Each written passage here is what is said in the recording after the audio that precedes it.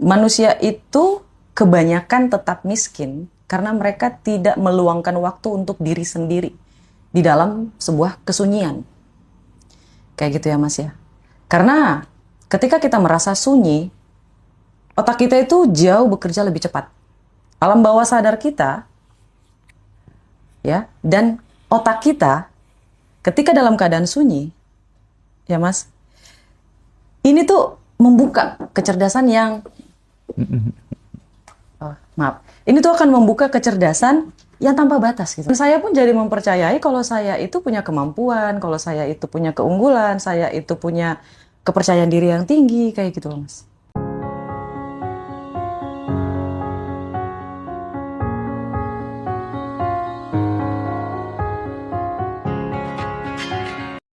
Baik, teman-teman semuanya, kita kedatangan tamu spesial lagi, Kak Roma. Terima kasih sudah mampir ke Ngaji Roso lagi. Masya Allah, tabarakallah. Terima kasih teman-teman udah minta aku lagi. Thank you, thank you. Aku tidak ingin memulainya dari dirimu di titik sekarang gitu. Aku tertarik, pengen memulai obrolan ini di fase dirimu yang memang benar-benar mengalami penderitaan gitu. Atau mungkin konkretnya saat Roma dulu pernah jadi kerja di cleaning service buat toilet gitu ya. Iya, Terus betul. kemudian ojek online gitu. Ya, penjual Nah, ikan asin juga Mas. penjualan apa? Penjual ikan asin. Penjual ikan asin. Coba dong, Penjual ST juga Mas. es teh juga ya. ST juga. Nah, mungkin Mbak Roma, apa sih yang dirasakan Mbak Roma di titik itu gitu? Mungkin bisa di-share ke teman-teman. Baik. Ketika saya ada di posisi itu, ya Mas ya, yang saya pikirkan pertama kali adalah apakah aku akan mati dalam kondisi yang bukan siapa-siapa. Setiap hari yang saya ulang-ulang dalam pikiran saya tuh seperti itu. Karena ketakutan saya bukan saya miskin, tapi saya mati tanpa melakukan apapun untuk diri saya sendiri yang bisa memberikan banyak hal-hal yang bermanfaat untuk orang lain. Kayak gitu. Bukan menjadi superhero ya Mas ya, bukan. Tapi setidaknya ketika saya mati, orang ingatnya saya hal-hal yang baik seperti itu. Jadi nama saya tertinggal di tempat yang terbaik kayak gitu. Setiap hari berulang-ulang seperti itu. Dan ketika saya jadi cleaning service ada satu hal yang menyinggung ego saya gitu loh Mas. Dimana ini agak disensor aja ya sedikit. Ada perbedaan kasta antara suku di situ. Saya bekerjanya itu di sekolah swasta yang lumayan luar biasa mahal kala itu. Dan yang saya perhatikan adalah sekolahnya mereka itu nyaman.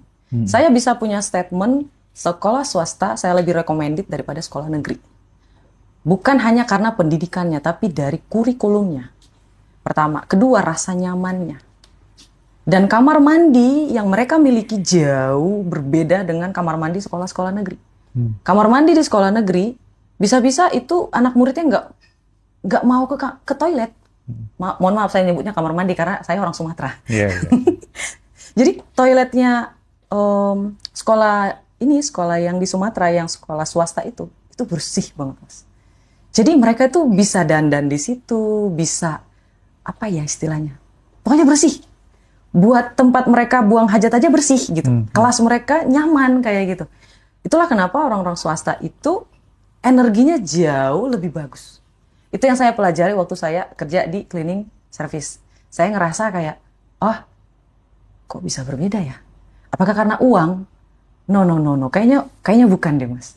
Kayaknya ada sesuatu yang mereka buat disengaja agar mereka atau murid-murid ini merasa nyaman. Nah, itu yang saya tangkap ya Mas ya. Yang kedua waktu saya jual ikan asin. Itu di mana di Kak Roma? Di Sibolga, kota saya. Oke. Saya berasal dari Sibolga by the way. Halo orang-orang Sibolga. Jadi di Sibolga ini kota ikan Mas. Kala itu saya masih kuliah. Saya pindah kuliah kayak gitu. Dari sekolah ekonomi ke sekolah seni. Kayak gitu. Jadi waktu di ekonomi saya punya banyak waktu. Nah swasta dan negeri ini dua hal yang berbeda Mas. Ketika saya kuliah swasta, saya punya banyak waktu. Saya jadi tukang fotokopi, saya jadi tukang kerjaan tugas kayak gitu. Terus jual ikan asin juga, semuanya saya lakuin. Dan ketika saya jual ikan asin ada satu hal, itu tentang energinya masuk, Mas. Jadi ketika saya menawarkan, halo Bapak, ini ada ikan asin loh Pak, ini enak banget. Saya sendiri yang buat loh Pak, ini kayak gini. Saya nawarin tuh dengan bahagia ya Mas ya. Dia nerima. No comment, no debat, dia langsung terima. Oh ya udah letakin aja. Seminggu kemudian saya bayar ya, kamu datang kemari. Nah saya coba pakai metode energi yang senyumnya kurang gitu Mas. Nggak mau dia nerima Mas. Di tempat yang sama. Oh mohon maaf saya nggak terima. Kayak gitu. Nah, kedua kali nyoba saya coba senyum, diterima. Oh. Nah, di situ saya senyum ya? Ya, saya mulai nyadar Mas. Pertama adalah nyaman. Kedua, ekspresi. Nah, ketika saya jadi ojol, melayani. Di sini saya belajar Mas. Di ojol saya belajar untuk melayani. Kalau kita ikhlas ke orang lain, ya Mas ya, uang itu akan datang tanpa diminta. Ya. Puncaknya adalah pas saya di ojol. Ketika di ojol saya mikir, kayaknya saya sudah enough deh belajar kayak gini. Beneran selesai Mas. Jadi kita butuh untuk berkata, I'm enough. Aku cukup belajarnya. Aku harus naik ke level selanjutnya. Karena kalau kita nggak sadar, kita nggak akan naik. Kalau kita nggak sadar, di hari ini sudah cukup penderitaannya, kita nggak akan menerima yang rezekinya. Upaya untuk memantaskan diri supaya dipercaya oleh semesta itu udah enough gitu ibaratnya. Iya, kayak kita ngasih tahu semesta, I'm ready. Iya. Aku siap. Tahu. Kayak gitu loh Mas. Jadi ketika kita sudah merasa kita pantas, ngikut gitu loh Mas. Peluang itu datang gitu loh Mas. Nggak tahu. Arahnya dari mana, nggak tahu. Saya juga nggak tahu. Kalau orang nanya, Rom, kok kamu bisa di situ sih? Padahal kan kamu awalnya nggak kayak gitu. Saya juga nggak tahu. Peluang datang aja. Saya kerjanya cuma usaha, belajar, memantaskan diri, ikhlas, bersyukur, happy, dah selesai. Naburnya udah, nanamnya udah selesai, naburnya udah selesai, Betul, gitu ibaratnya Mas. ya. Cuman yang jadi masalah kan, nggak semua orang dianugerahi kesadaran seperti itu. Aku harus nabur dulu, aku harus memantaskan diri dulu gitu. Pengennya itu langsung ikut sekali kelas, panen. Gitu kan. Wow, aku juga mau dong. Ini sangat logis. Logis, Semua Mas. orang mengalami kayak gitu prosesnya gitu. Yes, itu betul sih Mas. Dan saya baru baca buku. Di buku itu dia bilang kayak gini. Mungkin teman-teman udah tahu yang belajar di self development, mungkin kenal sama Napoleon Hill. Ya. Napoleon Hill Mas ya. Think, Grow and Big gitu. Dia bilang kayak gini. Manusia itu kebanyakan tetap miskin karena mereka tidak meluangkan waktu untuk diri sendiri di dalam sebuah kesunyian. Kayak gitu ya Mas ya. Karena ketika kita merasa sunyi, otak kita itu jauh bekerja lebih cepat. Alam bawah sadar kita, ya, dan otak kita ketika dalam keadaan sunyi, ya Mas, ini tuh membuka kecerdasan yang, ini tuh akan membuka kecerdasan yang tanpa batas gitu Mas. Nah kebanyakan orang, mereka itu menghitung. Mereka menyanyiakan waktu itu membicarakan hal yang nggak penting, terus mengeluh, menggerutu, terus setelahnya mereka itu, apa lagi namanya tuh? Aduh, saya lupa istilahnya. Iri sama orang lain, dengki. Jadi fokusnya ke situ. Sedangkan kalau dalam waktu sunyi, artinya kita fokus sama diri kita sendiri. Kita nggak peduli apa kata orang lain. Iya Mas, jadi kebanyakan orang itu menghabiskan waktunya untuk berbicara yang nggak penting, mengeluh, membanding-bandingkan dirinya dengan orang lain, terus melihat dirinya yang sekarang gitu. Jadi kayak kapan ya gitu. Mereka nggak fokus sama kesunyian mereka untuk berpikir, apakah aku siap? Langkah selanjutnya seperti apa? Ininya gimana? Kayak gitu. Oke. Kalau dari ceritanya tadi ya, waktu jadi cleaning service, penjual ikan asin, terus kemudian ojol juga gitu ya. Jual ST juga Mas. Masih muda gitu ya, mau melakukan pekerjaan-pekerjaan seperti itu. Berarti kan Kak Roma ini waktu masih kecil itu kan tidak suka pasrah gitu. Artinya itu ketika ada keadaan yang sulit, ya harus dilawan. Aku harus gitu nggak sih karakternya dulu dari kecil gitu? Maksudnya nggak gampang pasrah gitu. Iya Mas, saya bekerja mulai dari umur 12 tahun. Saya udah Oke. mulai bekerja. Jadi kerja apa 12 tahun? Nemenin mama saya jual ikan. Oh, berarti rumahnya pinggir laut ya? Kota Oke, saya di oke. pinggir laut. Hmm, hmm, Jadi hmm, mama hmm. saya kan tukang jualan ikan tuh Mas. Hmm, Kan saya pernah singgung di video sebelumnya. hmm, hmm, hmm. Jadi saya itu dibesarkan sama mama angkat saya. Kalau saya tidak dibesarkan oleh mama angkat saya tidak akan bisa sekolah sampai jenjang S1. Terima kasih Mama Angkat Terima gitu kasih ya. mamaku sayang. Kalian berdua hebat. Artinya keadaan yang seperti ini tidak terus kemudian pasrah kayak gini, tapi ada ikhtiar yang sangat kuat gitu Iya Mas. untuk melunasi penderitaan keluarga gitu ibaratnya ya. Yes. Mas ingat video saya yang viral, yang sampai 18 juta Iya, views iya, itu? iya, Kan iya. saya udah bilang, keinginan yang membara di dalam hatimu, yang mengebu-ngebu di dalam pikiranmu, ya, meskipun jatuh gagal ulang lagi, sampai kamu selalu kepikiran itu karena di masa depan kita udah punya, Mas. Aku percaya itu deh. Aku Aku percaya tersentuh itu, banget Mas. dengan kalimatmu itu. Wajar kalau viral gitu. Dan itu adalah salah satu video yang bikin aku langsung, tolong dong undang kakak ini Masya Allah. gitu. Gara-gara video itu serius, gara-gara kalimatmu itu. Karena saya yang di hari ini, Mas, energinya memanggil saya yang di masa lalu untuk berusaha agar saya bisa duduk di hari ini. Itulah kenapa saya nggak mau menyerah. Mungkin karena itu saya berpikir kenapa saya nggak mau nyerah gitu loh Mas. Saya juga nggak tahu kalau saya tuh ujung-ujungnya bakalan jadi motivator. Karena sekolah tidak mau menerima saya satu. Jadi dulu saya sempat mau diterima di universitas. Nanti Masnya ini ya, bukan universitas sih, sekolah dari huruf P dia. Itu terkenal di Indonesia. Memang karena orang dalam, memang. Tapi tidak kecil kemungkinan juga karena bakat saya kayak gitu ya Mas ya kan, karena saya juga bisa bahasa Inggris kayak itu kan sekolahnya bilingual. Terus setelah itu saya tidak diterima lagi di sekolah manapun. Terus saya mikir ya Mas ya, wah apakah saya harus menyesal atau tidak nih? Saya kalau bersedih tuh saya mikir dulu nih Mas, ini saya harus sedihnya ke arah mana nih? Mau depresi kah? Mau ini kah? Karena terlalu ambisius membuat saya tuh susah mengekspresikan kesedihan, kekurangan saya di situ. Oh. Rata-rata orang ambisius seperti itu, Mas. Kadang kalau lagi sedih pun dibawa ketawa gitu Oh iya loh, Mas. benar-benar. Nah, ketika gimana saya mengeluarkan rasa sedih itu? Ya itu, saya melakukan visualisasi, mengingat hal-hal yang baik-baik. Biar saya tahu, oh, kesedihan ini hanya sementara, ini hanya sementara, kayak gitu. Oke. Tapi memang kita cocok sih, Mas. Iya, iya. Tapi pada saat dirimu kan mengatakan tadi ya, kesedihan ini ada hanya sementara gitu. Terkadang kan kepercayaan diri itu muncul karena akumulasi dari glory from the past yang pernah kita lalui gitu kan. Nah, Kak Roma ngalamin itu nggak? Artinya, oh dulu aku kayak gini buktinya juga bisa, dulu juga pernah bisa gitu. Ada itunya nggak kira-kira sehingga benar-benar merasa layak, aku pasti bisa, pasti duduk di sini gitu. Oke, kita balik ke masa lalu ya, Mas. Ini saya bahas sedikit ya, Mas ya. Mas percaya nggak? Saya memiliki ayah kandung, tapi ayah saya ini sedikit tidak bertanggung jawab.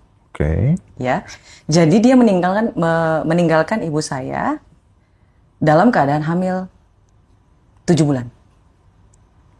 Ya, Mas ya? Ya. Mama saya harus bekerja di warteg. Kalau di sini namanya warteg, kalau di kita namanya warung makan si Bolga gitu. Oke. Dalam keadaan hamil. Hamil Kak Roma maksudnya ya? Iya, hamil saya. Mama saya tuh hamil saya. Dalam keadaan hamil, tidak suaminya nggak tahu kemana, kayak gitu. Waktu masukin ke bulan 9, papa saya datang. Papa saya datang, akhirnya papa saya minta maaf, mama saya maafin, saya dilahirkan, dan Mas tahu, padahal papa saya itu termasuk orang yang lumayan keluarganya, tapi karena papa saya Nainggolan, Mas saya tahu kan Nainggolan itu kebanyakan kan non-muslim ya. Iya, iya. Jadi karena papa saya masuk muslim, keluarganya itu tidak mau membagi gitu loh Mas. Membagi harta kayak gitu loh. Jadi mama saya tuh hidup apa adanya gitu. Jadi lahirnya tuh pakai dukun beranak. Iya, iya. Ya Mas ya. Tapi gongnya bukan di situ Mas. Papa saya pergi lagi seminggu setelah saya lahir. Setelah seminggu saya lahir, mama saya bingung. Mama saya disuruh pergi dari rumah mertuanya setelah papa saya pergi. Nah, beliau bingung mau kemana gitu. Baru ngelahirin, belum selesai masa nifas, saya harus mau kemana. Dan akhirnya sisa tabungan dari kerja di warteg itu, mama saya sewa kontrakan, terus sambil jualan ikan, Mas. Mas tahu saya ada di mana? Di sini nih, di punggung. Ya Allah. Digendong di punggung.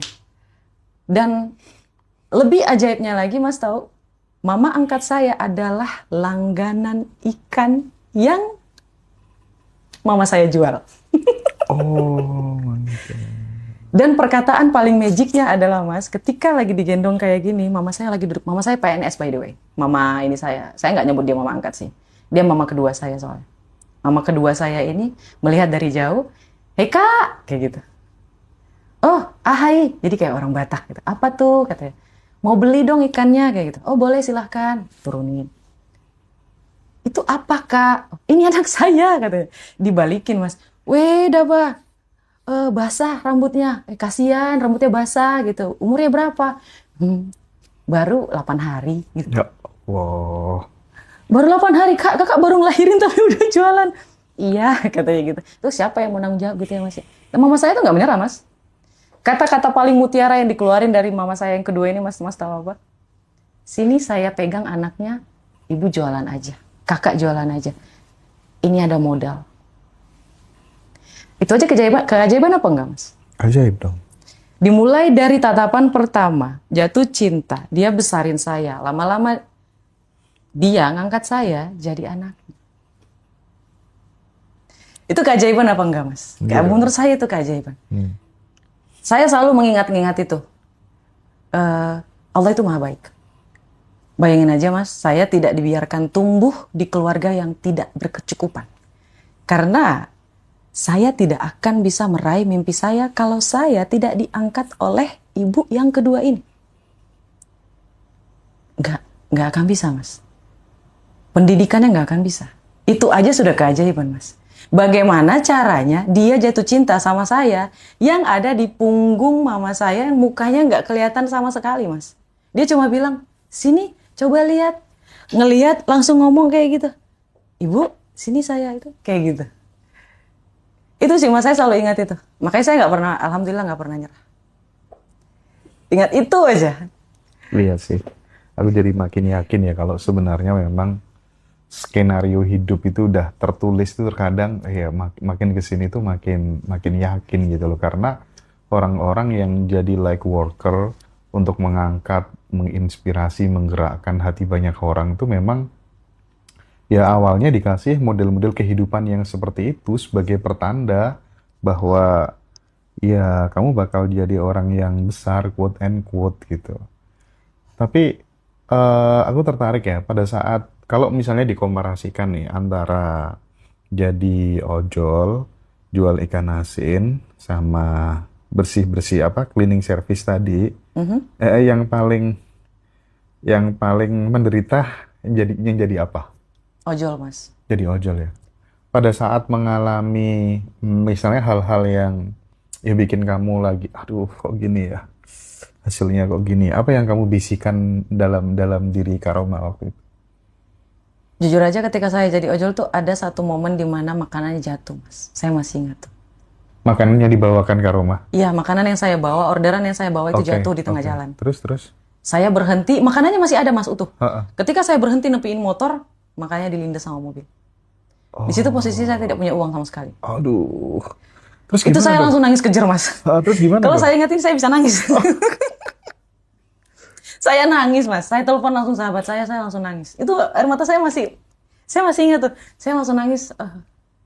Makanannya jatuh. Kenapa? Makanannya jatuh kenapa? Kayak gitu.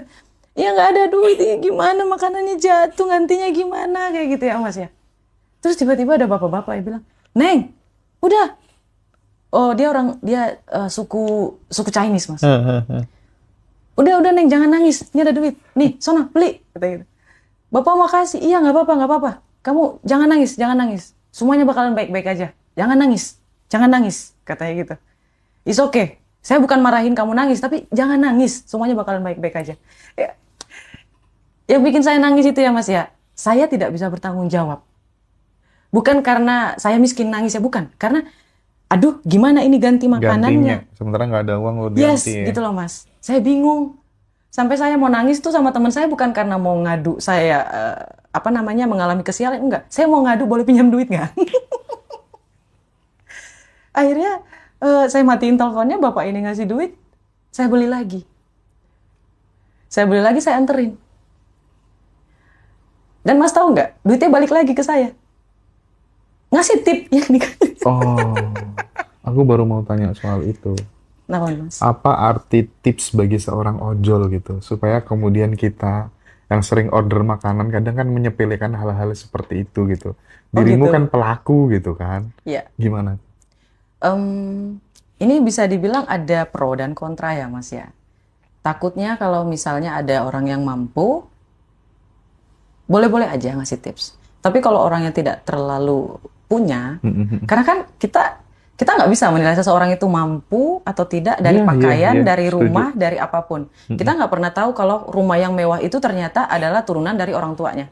Sedangkan keuangannya dia tidak sebagus orang tuanya.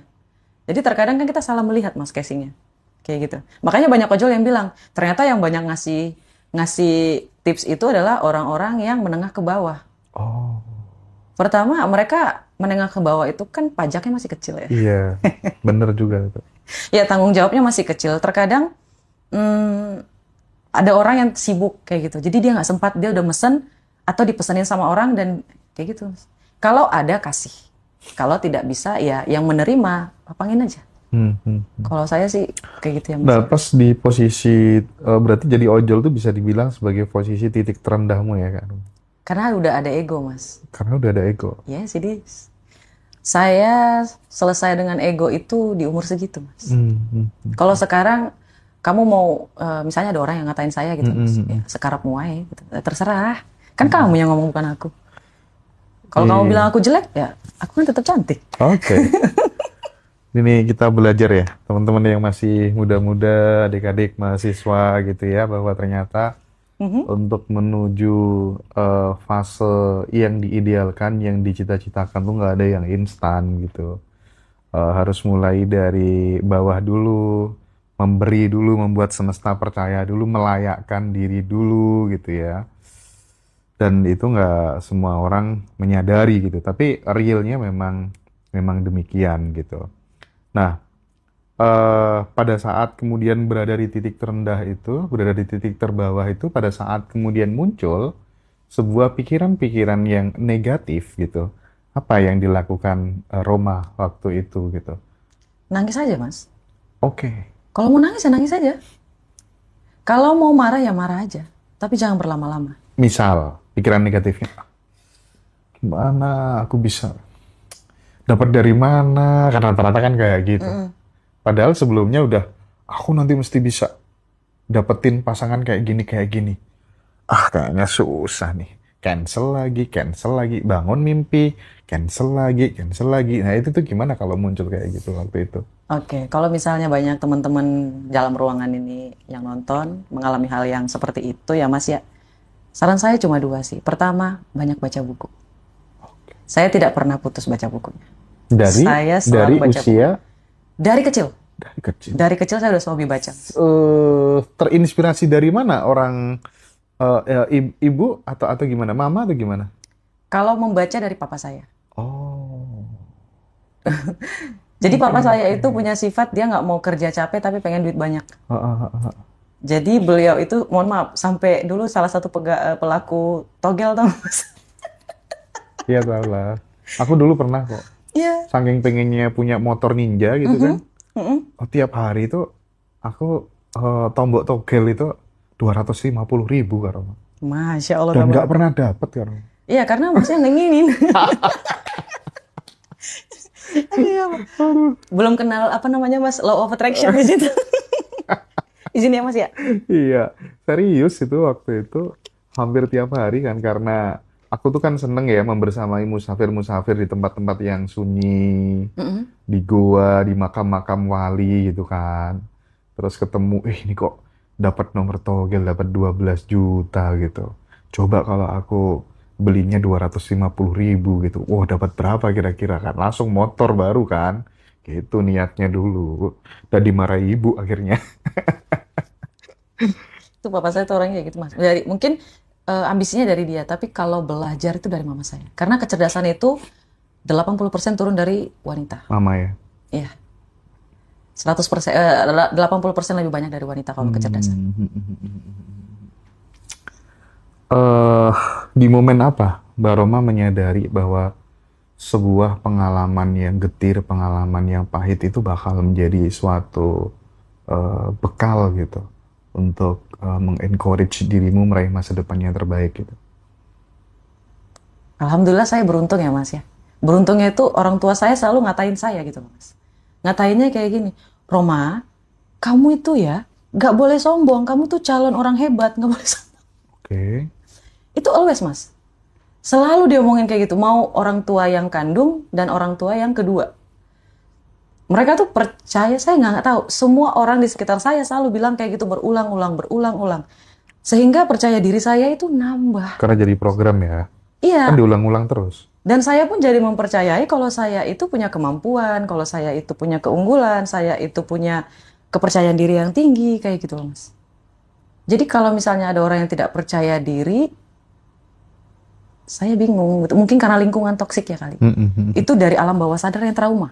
Yang tadi saya sampaikan yang di video sebelumnya kayak gitu Mas. Itu ngaruh banget. Kalau teman-teman berada dalam lingkungan negatif, lingkungan toksik, segera pergi dari situ. Karena ibarat kamu sudah punya kemampuan dan potensi, itu akan terhalang oleh dinding yang sangat tinggi. Itu kayak rantai yang mengikat kaki kita gitu loh Mas. Even itu orang tua kita. Tapi tanggung jawab nggak boleh ditinggalin ya Mas. Even itu keluarga yang kita cintai bisa jadi sebagai pencuri cita-cita kita gitu ya. Yes. Oke. Nah alhamdulillah Allah nolong saya di situ. Saya terlahir di keluarga yang tidak membuat saya merasa kurang percaya diri.